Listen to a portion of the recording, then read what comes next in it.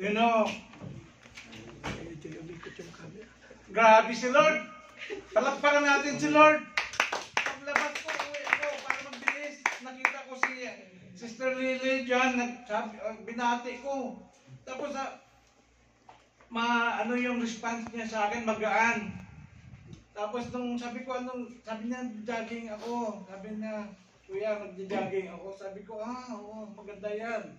Sabi ko, akala ko taga-Elpan. Then, maya-maya, nagtanong siya, hindi ako nagtanong siya, meron kang alam ba na church dito? Sabi ko, meron, ayan o, sabi ko, praise God, grabe, no? Tapos sabi ko, ako yung pastor dyan. Umiyak agad yung kapatid, grabe si Lord. Grabe ang... Aksidente tayo, paglabas mo tayo agad. Oo, si Lord, yung pagtawag niya sa atin. He works, no? God works together for the good of those who love Him. Amen? Yung ibang po nating mga kasama po ay actually kuya ninyo, nag-message ako kasi may ang DIL ngayon, may family day. Hindi ko alam kung pupunta sila. Pero anyway, tuloy po natin ang ating napagsimulan na pagtuturo tungkol sa statement of faith. Ngayon, nung nakaraan, di ba, may binigay ako na verse to be memorized. Sino pa yung nakapag-memorize sa Second Chronicle, Romans tayo. Ano yan? Second Timothy 3:16. Romans 3:23. Romans 3:23. Ang mga nakapag-memorize ng John 3:16 na hindi pa nakapag-recite nung nakaraan, sino? Baka pwede ninyo i-recite. Patay. Okay, anybody who nakapag-memorize ng hindi pa nakapag-recite ng Romans 3:23. Patay. Ikaw na. Dapat ang i-recite po natin para hindi makalimutan. Yung yung binigay ko na na mga verses. I-recite natin yun plus the new one. Sige na. Except na tayong Timothy. Antayin natin sila ni Mark para Nano na natin narito tayo na John 3:16 muna na tayo. Oo, siyempre. John 3:16 muna. John 3:16. Tagalog po na tayo. Tagalog or English? John 3:16. Kapampangan na. Kapampangan. Sapagkat gano'n na lang ang pag-ibig ng Diyos sa libutan. Ibinigay niya ang kanyang bugtong na anak upang sino mang sumampalataya sa kanya ay hindi mapahamak because magkaroon ng buhay na walang hanggan. Amen. Romans 3:23. Sapagkat ang lahat ay nagkasalangan at hindi nagkaabot sa kalwatian ng Diyos. Amen. Romans 6:23. Sapagkat ang lahat sapagkat ang kabayaran ng kasalanan ay kamatayan. Dadapot ang kaloob na walang bayan ng Diyos ay buhay na walang hanggan kay Jesus Kristo na Panginoon natin. Pampakan naman natin yung kapatid ko. Ephesians 2:8-9. Sapagkat sa biyaya kay nangaligtas sa pamamagitan ng pananampalataya. Hindi ito sa inyong sarili, ito ay kaloob ng Diyos. Hindi sa pamamagitan ng gawa upang sino man ay hindi magpuri. Wow! Galing! Naman malakas na, no? Nakaka-bless naman itong aming kapatid na ito. Yan, okay, next. Sino pa po? Kahit Romans 6:23. 6:23. I-quote pa rin yung dati para sigurado ako na hindi nyo nakalimutan. Kuya Saldi. Romans 6:23. For the wages of sin is death, Okay. but the gift of God is eternal life through His Son Christ Jesus. Amen. Praise God. Okay, yung Romans 3:23. Romans 3:23. Pinakamaikli yun na Romans natin. 3:23 tayo. Tagalog or ano, Bicolano, walang problema. Romans 3:23. Hmm. For all have sinned and fall short of the glory of the Lord. God. Okay. Praise God. Yung Ephesians 2:8 and 9 sa susunod, no? Okay, sa mga ibang mga kapatid dyan, si Kuya Jok, alam ni Kuya Jok yan eh. Yung dalawa yan, Romans 3:23 at saka Romans 6:23. Kuya Jok, stand! Romans 3:23 lang tayo kasi yun yung sa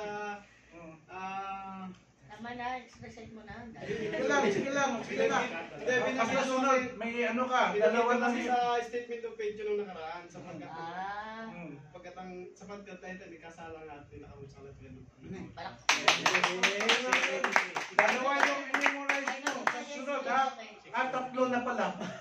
Pati Ephesians 2:8 and 9. Okay, next. Ang inirindi ko nga dyan. Huwag kayo ma-pressure. Happy birthday po. Walang problema. Alam nyo mga kapatid, pakinabang ito sa atin Amen. na mayroon tayong alam na, or na-memorize the Word of God para hindi tayo mahirapan pag nag-share, magbahagi ng salita ng Panginoon. O sino po papupo dyan? Si Kuya Johnny! Dito ka! Pakita mo. Ha? Dito ka! Dito ka!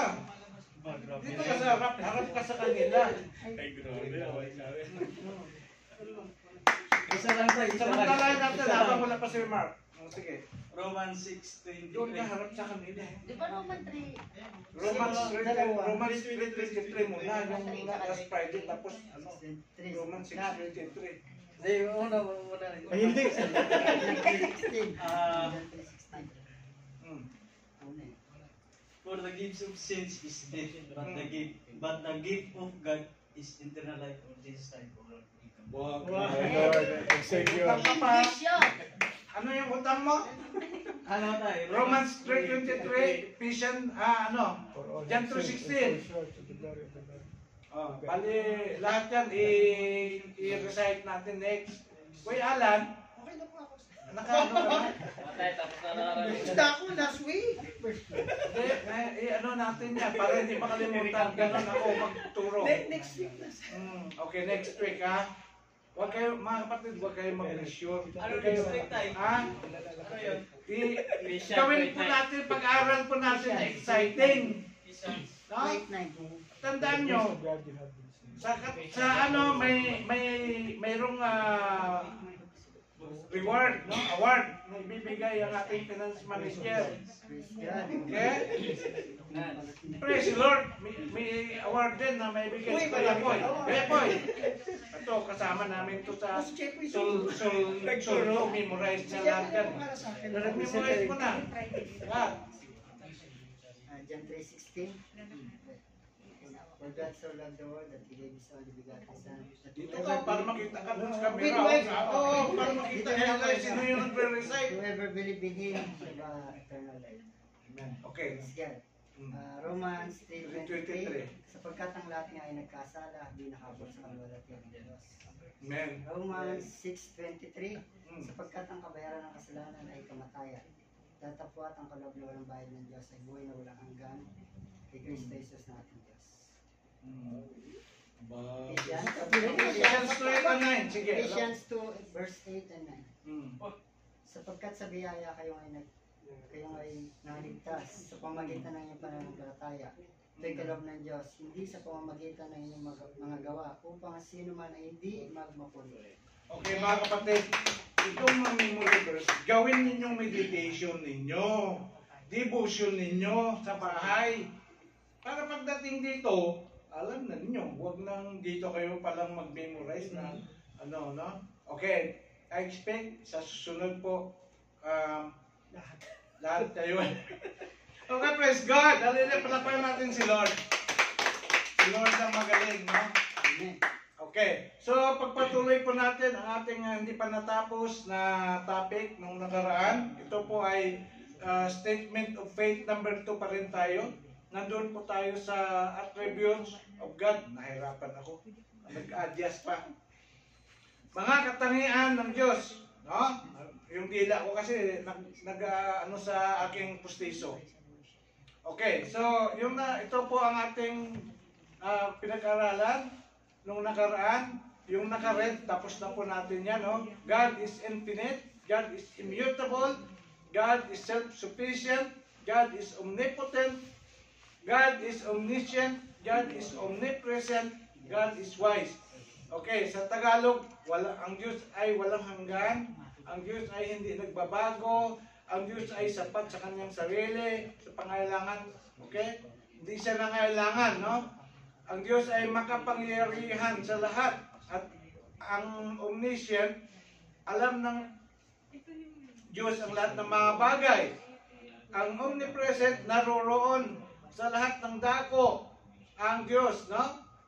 Ang Diyos ay matalino. Okay, dito na po tayo sa number 8 na attributes ng God. God is faithful. Ano sa Tagalog? Ang Diyos ay tapat. Tapat. Ang Diyos ay tapat. Okay. Balik tayo dito. God. Number 8. Okay. Ito, God is faithful. Ang Diyos ay tapat.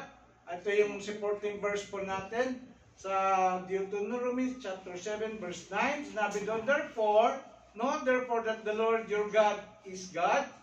He is the faithful God, keeping His covenant of love to 1,000 generations of those who love Him and keep His command. Pangalawa, if we are faithless, kung tayo daw ay hindi tapat, He remains faithful, no? For He cannot deny Himself, no?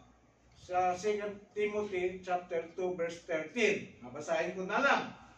Ang Diyos ay tapat na Diyos, hindi siya nagbabago. Hindi katulad ng tao, hindi katulad sa atin, na ang bao natin nasisira, no? Nagbabago yung panunumpa natin, no? Pagdaan ng mga panahon, nagbabago, no? So, nakakalimutan natin yung mga pangako natin, minsan, ganon. Pero ang Diyos, eternal ang kanyang katapatan. Hindi siya nagbabago. Hindi siya nagbabago sa kanyang katapatan. Ito ay nangangahulugan na hindi siya nakakalimot. Tayo lang yung nakakalimot. No? Okay. Hindi nabibigo na gawin ang anumang bagay na ipinangako niya. No? Katulad sa atin, marami tayo minsan mga ipinangako mga bagay, naggagawin natin, hindi natin nagagawa. Kasi yung katapatan natin, hindi katulad ng katapatan ng Diyos. No, kaya sabi, even tayo ay faithless, ibig sabihin, hindi tayo tapat, ang Diyos tapat pa rin. No? Hindi nagbabago ang kanyang isip, tayo pababago-bago isip natin eh. No? At hindi niya binabawi ang isang pangako. Tayo kondisyonal eh. Pagdating ng panahon, yung ating mga pangako, nagbabago kasi, di ba? No? Lalo na sa mga mag-asawa, mayroon silang vow. Di ba? Merong wedding vow? No? For better or for worse. Doon during the wedding ceremony nila, pero pagdating ng panahon, nakakalimot. Nawala na yung wedding, nawala na yung for worse. Doon na lang sa Better. sa bitter na lang. Sa bitter ayaw. Doon na lang. Sa hirap o ginawa. Pag hirap na, wala na. Doon na lang sa ginawa siya. Pag namimili pa, no? Pwede ba sa ginawa na lang? Yung gano'n, di ba? Gano'n yung problema sa atin. No? Kaya minsan tayo, lalo na sa ating paglilingkod, no? Nangangako tayo kay Lord, hindi tayo nangangako sa tao. Amen. Dapat maging tapat tayo sa mga pinapagawa ng Lord sa atin. Yung tinanggap natin na mga responsibility at mga role, no? Dapat nating i-honor yon. Dapat nating huwag kalimutan. Kasi si Lord hindi nakakalimot. Amen. Dapat, the more na natanggap natin ang magandang mga blessing sa buhay natin, the more tayong maging masigasig, maging tapat sa mga ginagawa po natin, lalo na sa ating commitment dito sa church. Hindi conditional yung pagiging tapat dapat natin. Tama? Amen. Sabi dito, ang kanyang katapatan ay bumubuhos mula sa kanyang pag-ibig. Dapat gayahin natin yon. Ang ating katapatan, ginagawa natin out of the abundance of our heart, dahil mahal natin si Lord. Diba? So, sabi nga doon ni Pablo, no? Sabi ni Pablo sa Romans 8:28, sabi niya doon, sa lahat ng bagay ay gumagawa ang Diyos para sa ikabubuti ng mga umiibig sa kanya. Sa English, ano? God works together for the good of those who love Him. Dapat ganun din tayo. Di ba? Na, kasi nung nakaraan, di ba yung message na binigay ko, we must be like Jesus Christ. Dapat tayo maging kawangis ni Kristo. So, dapat gayahin natin mga kapatid ang katapatan ni Lord. Amen? Okay, number 9. Ano yung number 8? Ang Diyos natin ay tapat. No? Diyos natin ay tapat. So, number 9, God is good. Oh. God is good? All the time. All the time? God is good. Kita mo? Sinasabi natin palagi yan. We believe in TCFIM that God is the God that we serve, the God that we worship is good God. Is a good God. No? Sabi nga doon sa Psalm 69:16, hear me, O Lord, for your loving kindness is good. Turn to me according to the multitude of your tender mercies. The Lord is good, no? Sa Nahum chapter 1 verse 7, the Lord is good, a stronghold in the day of trouble. And He knows those who trust in Him. Alam niya sino yung mga nagtitiwala sa Kanya. Okay, Psalm 34 verse 8, sabi nga doon, oh, taste and see the Lord is good. Amen? Okay, so ito po yung explanation. Ang kabutihan ng Diyos ay nagpapasaya sa Kanya na maging mabait, magiliw, mabait, at puno na mabuting kalooban sa atin, sa mga tao. No? Siya ay magiliw at mas may mabilis na pakikiramay. Pakiramdam o pakikiramay, no? At ang Kanyang hindi nagkukulang na sa loobin sa lahat ng nilalang ay bukas at tapat. Sa pamagitan ng Kanyang likas na katangian, this is the attribute of the Lord, that being He is good, okay? Siya ay may hilig na magkaloob ng pagpapala para sa atin. No? Dahil siya ay mabuti. No? Dahil ang Diyos na ating kinikilala ay mabuting Diyos, puno ng pag-ibig. At siya ay nalulugod sa kaligayahan ng kanyang mga anak. Nalulugod ang Diyos na mabuti para sa ikakaligaya po natin. Nais niyang tayo maligaya. Amen? Sino bang sa inyo ang nagnanais na maramdaman niya ang kabutihan ng Diyos at maramdaman niya, maranasan niya ang magiging maligaya? Amen. Maligaya na dulot ng Diyos. Amen. Hindi yung maligaya dulot ng mundo. Yun ay pansamantala lang, yung temporary pleasure or happiness. It will not last. It's not an everlasting happiness. Amen. Tama? Number 10. Ano nga yung number 8? God is Faithful. faithful. Number 9, God is good. Okay. God is just. Ang ibig sabihin niyan, makatarungan siyang Diyos. Pantay. Sabi doon sa Psalm 89:14, righteousness and justice are the foundation of your throne. No, steadfast love and faithfulness go before you. Sabi ng psalmist, no? Sa ano naman ito, Romans, medyo mahaba-haba ito, no?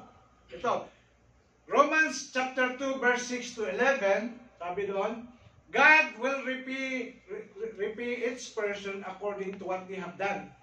Babayaran ng Diyos, suklian ng Diyos ang tao ayon sa mga ginagawa ng tao. Kaya makatarungan ng Diyos. Kapag mabuti ang ginawa mo, mabuti din ang matatanggap mo. Sabi doon, to those who by persistence in doing good seek glory, honor, and immortality, He will give eternal life. But, sabi niya, ito, opposite. May opposite na. But, for those who are self-seeking and who reject the truth and follow evil, there will be wrath and anger. Okay? Ito, karugtong pa rin to. Part pa rin ng Romans chapter 2, verse 6 to 11. There will be trouble and distress for every human being who does evil. Ayan o, malinaw ha? Malinaw. There will be trouble and distress for every human being who does evil. Ito mga kapatid, sabi nga, everything is permissible, but not everything is beneficial. We have the free will to obey God or to disobey God. But if we choose to disobey God, wait for the consequence. There is always a bad consequence that will happen. Kaya, di ba? Pag ikaw kumakain ng palaging mataba, makolesterol na mga pagkain, malaya tayo. We have freedom. Pero,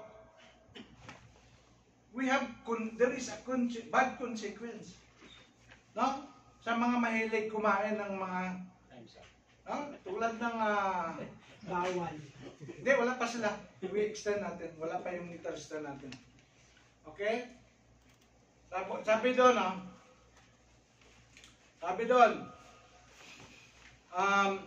there will be trouble and distress for every human being who does evil. First, to the Jew, yan, walang pinipili, no? Walang pinipili, walang favor, dahil ito ay Jew, ito ay hindi Jew. Sabi nga doon, then for the Gentile, tayo yung Gentile. But glory, honor, and peace. Ito yung naman, ang matatanggap. But glory, honor, and peace for everyone who does good. Yan ang matatanggap ng mga gumagawa ng mabuti. First, for the Jew also, then for the Gentile. Sa itong magandang sinabi doon. For God does not show favoritism. Wala ang favoritism ang Diyos. Amen. Tingnan nyo yan. Ipo-forward ko yan sa PDF. Then, basahin ninyo mga kapatid. Okay? Ito ay Word of God. No? Okay. Anong ibig sabihin ng Diyos ay makatarungan? Nangungulgan ito na ang higit pa sa pagiging patas lamang niya. Ibig sabihin, palagi niyang ginagawa ang tama at mabuti sa lahat ng tao. Okay? Yan din, bagaman, ito ay mahirap tanggapin ng maraming mga tao. Hindi matatanggap ng maraming tao. Ang paghatol niya na mapunta sa impyerno, ayan o, ang paghatol niya na mapunta sa impyerno, ang mga masama na hindi nagsisisi at hindi tumalikod sa kanilang mga kasalanan, tama lamang at ito ay mabuti. No? Tama ang Diyos, makatarungan ang Diyos natin. Ang mga nagkasala sa batas ng tao, kung nagkasala tayo at nahabla tayo sa korte, napatunayan na guilty tayo, dapat tayo tatanggap ng kaparusahan.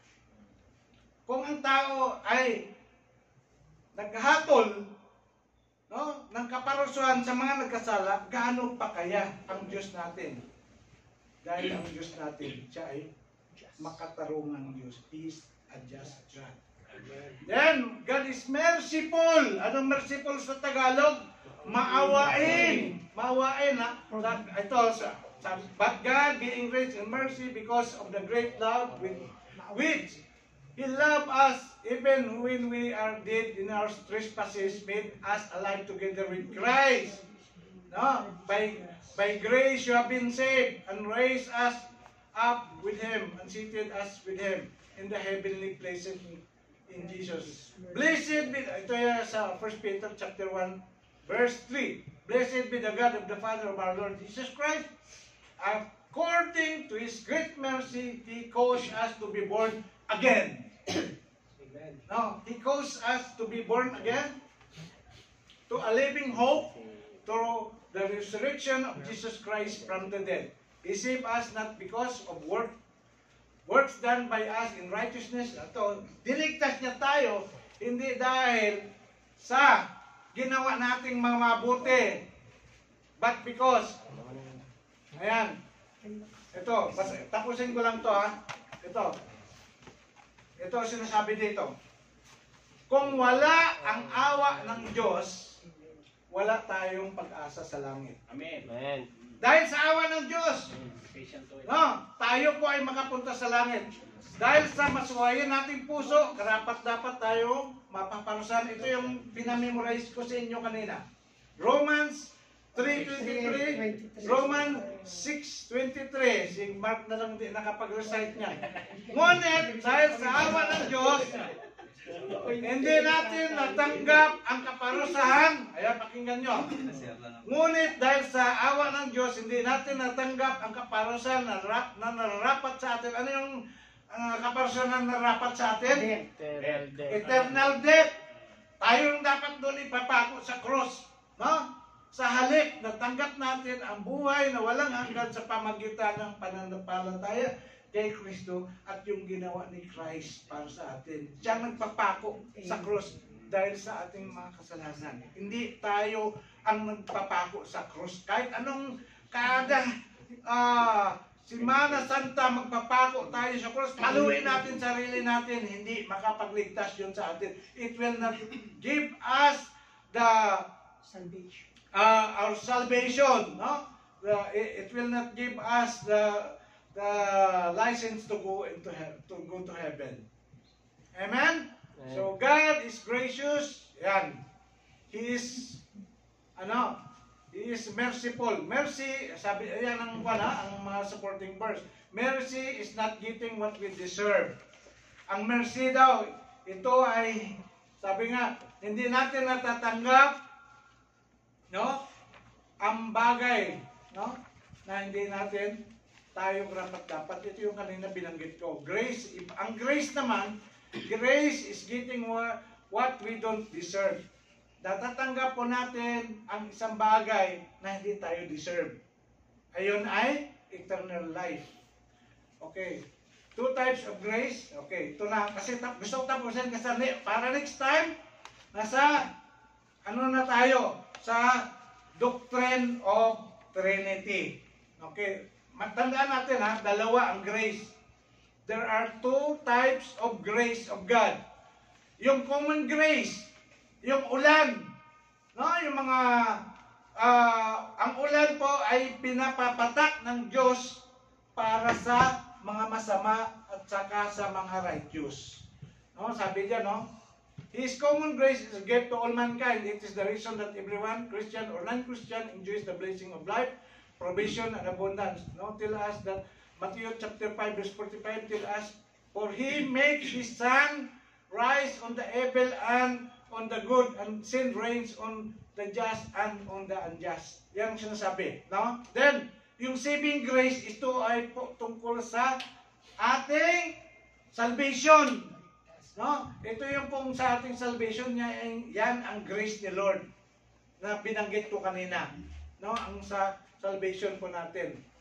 Number 13, ang Diyos natin ay mapagmahal na Diyos. Okay, next, i-elaborate ko na lang yan sa preaching ko next Friday. God is loving, is a love. Ano nga ang God? God is love. Those who don't know or practice love, you don't know God because God is love. Amen? Okay, next. God is holy. We know that. Ang Diyos natin ay banal. Okay? The God that we worship is a holy God. Okay? Ito na yung last na ano, God is glorious, no? He is infinitely beautiful and great. We declare that God is good, no? He is glorious God.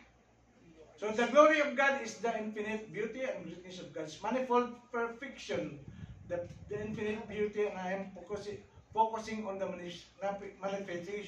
manifestation of His character and His word and His attribute. All of His perfection, greatness are beautiful as they are seen, no? And there are many of them.